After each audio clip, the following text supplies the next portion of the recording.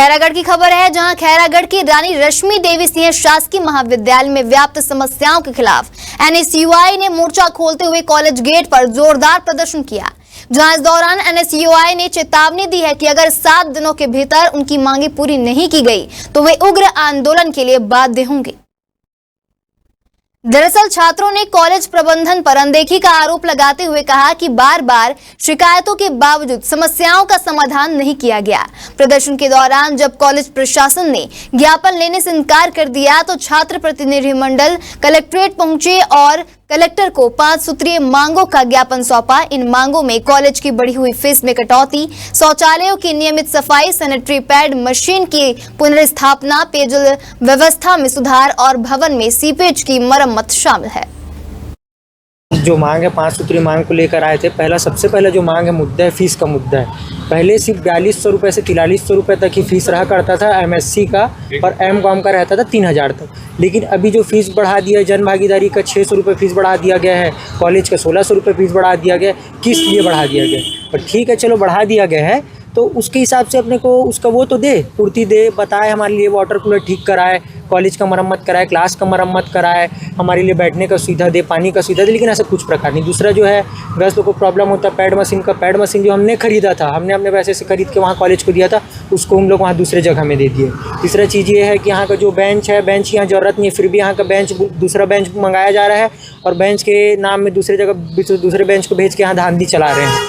तीसरा चीज़ 3000 बच्चे हैं, एक कर्मचारी उसको फीस काउंटर है, एक कर्मचारी फीस काट रहा है। तो एक कर्मचारी कितने देर में फीस काटेगा इतने 3000 बच्चों का? एक दिन में कम से कम 400 500 बच्चे आते हैं, 5 बज जाता है, छुट्टी हो जाता है कर्मचारियों का, फिर उनको दूसरे दिन वापस बुलाया जाता है। उन लोग कितने बार आना जाना करेंगे? खेती किसानी दिन है, सब गाँव घर के रहने वाले बच्चे हैं, पढ़ने वाले बच्चे कितने बार आना जाना करेंगे? ये सब लेकर जो मांग किए थे हम लोग रखे थे, लेकिन हम लोग प्रिंसिपल सर को भी बुलाए थे, प्रिंसिपल सर उपस्थित नहीं होते, ना ही हमारा फ़ोन उठाते। इसके पहले भी और एमएससी वाले बच्चे लोग मांग रखे थे, उसको कोई जवाब नहीं दिया। हम लोगों ने एनएसयूआई के माध्यम से रानी रश्मि देवी महाविद्यालय के प्रिंसिपल ओम प्रकाश गुप्ता सर के 5 सूत्री मांग को लेकर हमने ज्ञापन सौंपने गए थे। हम लोग सुबह से 10 बजे से कॉलेज में बैठे थे। वहाँ पर 3-4 बार फ़ोन भी लगाया तो सर के द्वारा फ़ोन का जवाब नहीं दिया गया।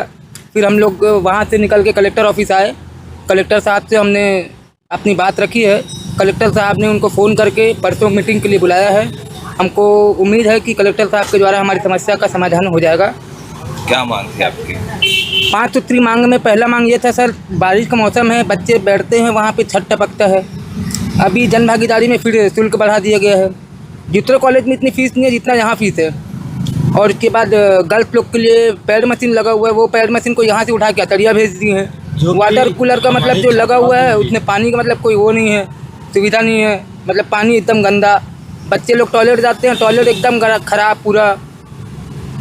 मतलब विश्वविद्यालय प्रशासन विद्यालय प्रशासन पूरा भ्रष्टाचार कर चुका है वहाँ पे। मतलब बच्चों के पढ़ने के लिए, रहने के लिए, बैठने उठने तक की व्यवस्था नहीं है वहाँ पर। 3000 से ज़्यादा स्टूडेंट इस कॉलेज में पढ़ते हैं और फीस काउंटर एक ही है मात्र। बारिश के दिनों में बच्चे भीग के लाइन में खड़े होते हैं। अभी की बच्चे की कुछ मांगे थी, जैसा खासतौर से सफाई और बिल्डिंग के पानी नहीं गिर रहा है, उसके बारे में थी। तो पानी के जहाँ तक इशू का बात है तो पीडब्ल्यूडी को हमने लेटर बना के दे दिया है और शासन से बाउंड्री वाल के लिए भी हमने मांग किया है। तो एक बाउंड्री वाल के लिए भी हमने प्रतिवेदन पीडब्ल्यूडी से मांगे थे, एस्टीमेट मांगा है, और बाउंड्री वाल भी उसके लिए भी हम लोग शासन को, अपने डिपार्टमेंट को भेज रहे हैं। और अतिरिक्त खर्च के लिए भी प्रयास चल रहा है, जन भागीदारी से भी हम लोग प्रयास कर रहे हैं कि निश्चित रूप से यहाँ पे क्या हो गया है कि अभी दो कॉलेज चल रहे हैं इसी बिल्डिंग में। जब से नया जिला बन गया है, नया जिला बनने के कारण क्या हो गया है कि छात्रों का एक दबाव बढ़ गया है, संख्या बढ़ती जा रही है प्रतिदिन, और एक नया बिल्डिंग की जरूरत है गर्ल्स कॉलेज के लिए। गर्ल्स कॉलेज हमारे पास अभी